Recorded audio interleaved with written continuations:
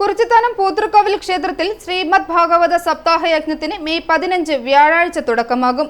മഹാത്മ്യ പാരായണത്തോടെ സപ്താഹയജ്ഞം ആരംഭിച്ച് മെയ് 22 സമാപിക്കും. ഭാഗവതാചാര്യൻ ഭാഗവത തിലകം ജയകൃഷ്ണൻ മാസ്റ്റർ കൊളുത്തൂർ യജ്ഞാചാര്യനായിട്ടാണ് സപ്താഹയജ്ഞം നടക്കുന്നത്.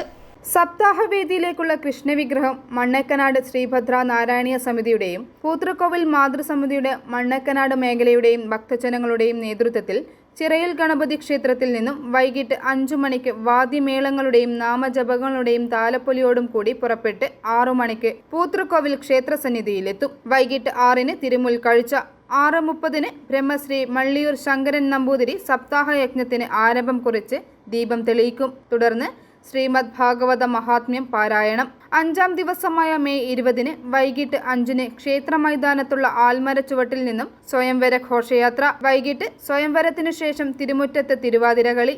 രാത്രി 7:30-ന് പൂത്തൃക്കോവിൽ ഭജന സമിതി കുറിച്ചിത്താനം അവതരിപ്പിക്കുന്ന ഭജന. സമാപന ദിവസമായ 22-ന് ഉച്ചയ്ക്ക് 12-ന് യജ്ഞസമർപ്പണം, നാമജപ പ്രദക്ഷിണം, മംഗളാരതി, ആചാര്യ ദക്ഷിണ, പ്രസാദ വിതരണം. വൈകിട്ട് 4:30-ന് കഥകളി അരങ്ങേറ്റം. അരങ്ങേറ്റത്തിനു ശേഷം ഉത്തര സ്വയംവരം എന്നിവ നടക്കും. സപ്താഹ ദിനങ്ങളിൽ മുട്ടത്തുമന സുമേഷ് നാരായണൻ നമ്പൂതിരിയുടെ കാർമ്മികത്വത്തിൽ ശ്രീകൃഷ്ണ അവതാരം ചന്ദനം ചാർത്തും നടക്കും. i4u news, Ettumanoor.